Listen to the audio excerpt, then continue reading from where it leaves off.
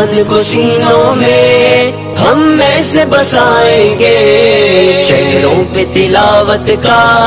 ایک نور سجائیں گے، قرآن کو سینوں میں ہم میں سے بسائیں گے، چہروں پہ تلاوت کا ایک نور سجائیں گے، تطہیر ہو ہر دل کی قرآن کی تلاوت سے،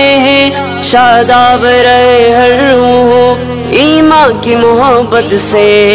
تطہیر ہو ہر دل کی قرآن کی تلاوت سے،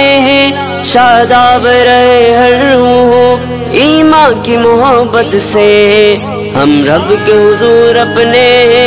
جب سر کو جھکائیں گے، قرآن کو سینوں میں ہم میں سے بسائیں گے۔ السلام علیکم ورحمۃ اللہ وبرکاتہ۔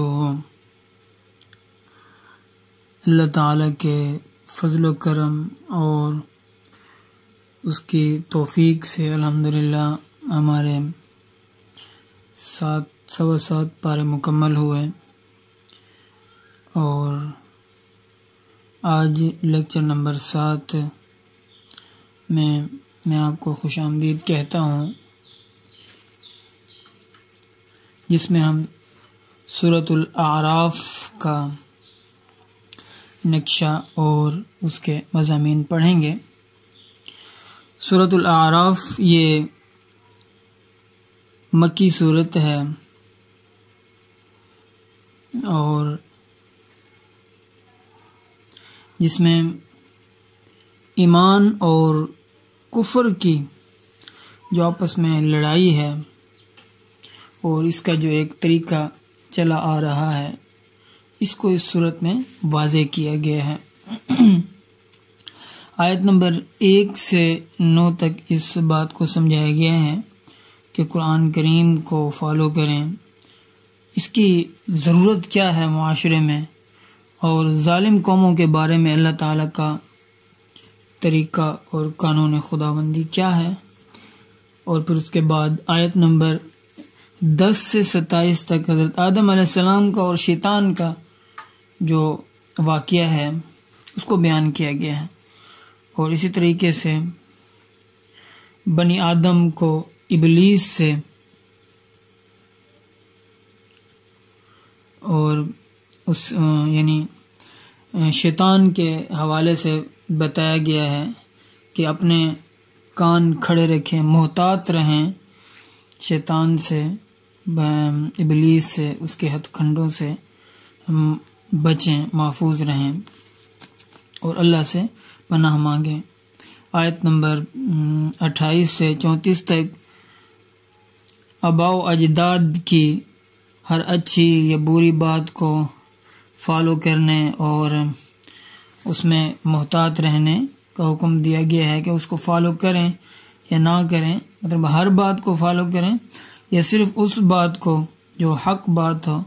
جو دین اور شریعت کے مطابق ہو، اس کو فالو کریں، اس کا حکم دیا گیا ہے، اس کے بارے میں بتایا گیا ہے۔ اور پھر اس کے بعد آیت نمبر 35 سے 45 تک جو ہے وہ انبیاء کرام علیہم السلام کو جو بھیجا گیا ہے ان کو جھٹلانے کا جو انجام ہے اور جو ایمان والوں کا بدلہ ہے، اس میں اس کا بیان ہے۔ اور آیت نمبر 46 سے آیت نمبر 53 تک جو اصحاب اس میں اعراف کا بیان ہے،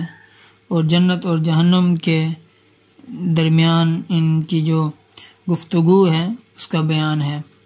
اعراف کیا ہے یہاں پر وہ بھی بیان کیا گیا ہے، اس کے بارے میں بتایا گیا ہے۔ یہ ایک جنت اور جہنم کے درمیان میں ایک مقام ہے جس کو اعراف کہتے ہیں۔ اور آیت نمبر 54 سے 58 تک اللہ تعالیٰ کی قدرت کے مظاہر کا بیان ہے، اور پھر آیت نمبر 59 سے 102 تک یہ یہاں پر انبیاء کرام علیہ السلام کے واقعات ذکر کیے گئے ہیں اس ترتیب سے کہ آیت نمبر 59 سے 64 تک حضرت نوح علیہ السلام کا واقعہ ہے،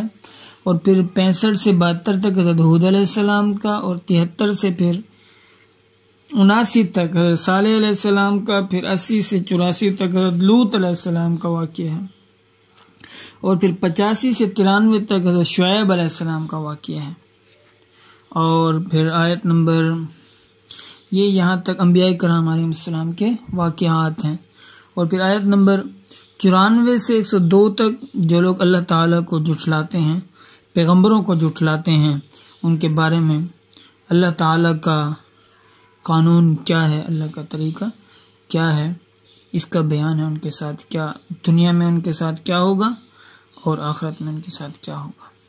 پھر آیت نمبر 103 سے 171 تک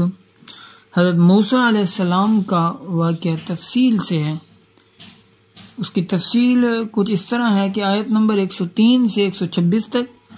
فرعون کے ساتھ جو مکالمہ ہوا، جو گفتگو ہوئی،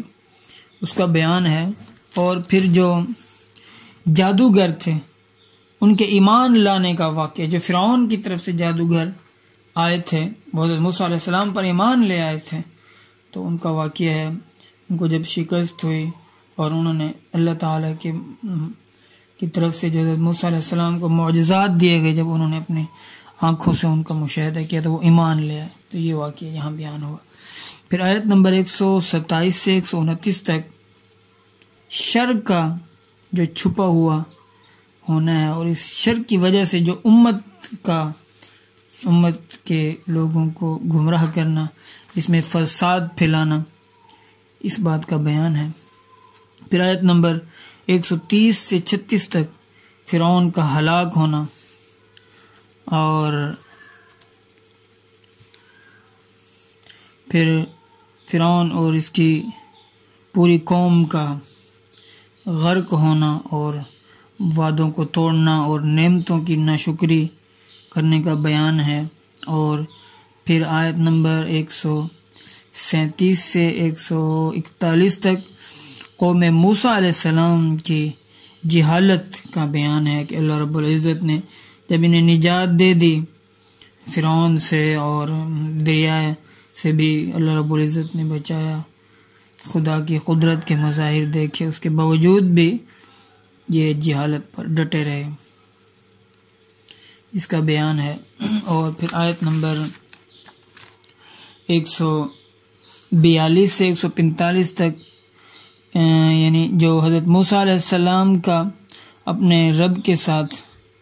ملاقات کا واقعہ ہے، کوہ طور پر جب موسیٰ علیہ السلام نے اللہ تعالیٰ سے فرمایا کہ میں ملاقات کرنا چاہتا ہوں، آپ کی تجلی دیکھنا چاہتا ہوں، تو یہ پورا واقعہ ہے، وہاں پر وہ دیکھ سکے یا نہیں، یا کیا ہوا، وہ اس میں ان آیت میں یہ بیان ہوا ہے سارا۔ اور جو ان کو کتاب ملی تختیمی کی صورت میں، وہ سارا ان آیت میں واقعہ ہے تفصیل سے۔ پھر اس کے بعد آیت نمبر 146 سے 171 تک بچھڑے کی عبادت، پیچھے سے قوم نے موسیٰ علیہ السلام کوہ طور پر گئے 40 دن، تو پھر پیچھے سے قوم بچھڑے کی عبادت میں لگ گئی، تو اس میں پھر حضرت موسیٰ علیہ السلام کا موقف کیا تھا وہ بیان کیا گیا ہے۔ اور بنی اسرائیل کے جو سیدھے راستے سے صراط مستقیم سے ہٹ جانا، اعراض کرنا، مختلف جگہوں پر ان کا اعتراض کرنا، اور اس بات کا بیان ہے۔ اس کے بعد کچھ چیزیں ایسی بیان کی کہ مطلب نیکی کا حکم کرنا چاہیے، برائی سے روکنا چاہیے، امر بالمعروف اور نہی عن المنکر کا یہاں پر پھر بیان ہے، کنتم خیر امۃ اخرجت للناس تأمرون بالمعروف وتنہون عن المنکر، یہ پھر یہاں بیان ہوا۔ اور پھر اس کے بعد آیت نمبر 172 سے 179 تک بنی آدم سے جو وعدے لیے گئے ان کا بیان ہے۔ اور یہ بلعام ابن باورہ جو ایک عالم تھا بنی اسرائیل کا، وہ عابد تھا، بہت نیک تھا، تو یہ مستجاب الدعوات تھا۔ اس کا واقعہ ہے کہ کس طرح اس کو قوم نے موسیٰ علیہ السلام کے خلاف بددعا کرنے کے لیے اکسایا، تیار کیا، اور پھر اس کے بعد اس کے ساتھ کیا ہوا، کس طرح اللہ رب العزت نے اس سے یہ نعمت جو ہے چھین لی،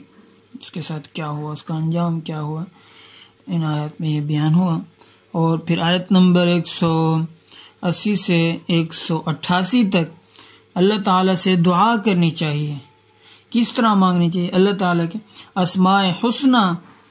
کو واسطہ اور وسیلہ بنا کر، اللہ تعالیٰ کی صفات کا واسطہ اور وسیلہ بنا کر اللہ سے دعا کرنی چاہیے۔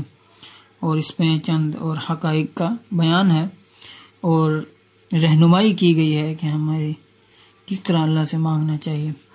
پھر آیت نمبر 199 سے آیت نمبر 198 تک مشرکین کی نیچر کیا ہے اس کا بیان ہے، اور ان کو رد کیا گیا ہے کہ اللہ کے علاوہ کسی اور کی عبادت اس کو یہ باطل ہے، اس کے بطلان کو ثابت کیا گیا ہے۔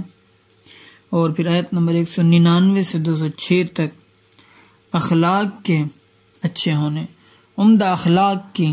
رہنمائی کی گئی ہے، اور ساتھ ہی مؤمنین کی صفات بیان کی گئی ہیں کہ مؤمنین کو کیسا ہونا چاہیے، اور اگر اس سے کوئی غلطی ہو جائے، کوئی حرام کام اس سے سرزد ہو جائے، انجانے میں کچھ کر بیٹھے، تو اس پر جو ہے معافی مانگنا، توبہ کرنا جو ہے یہ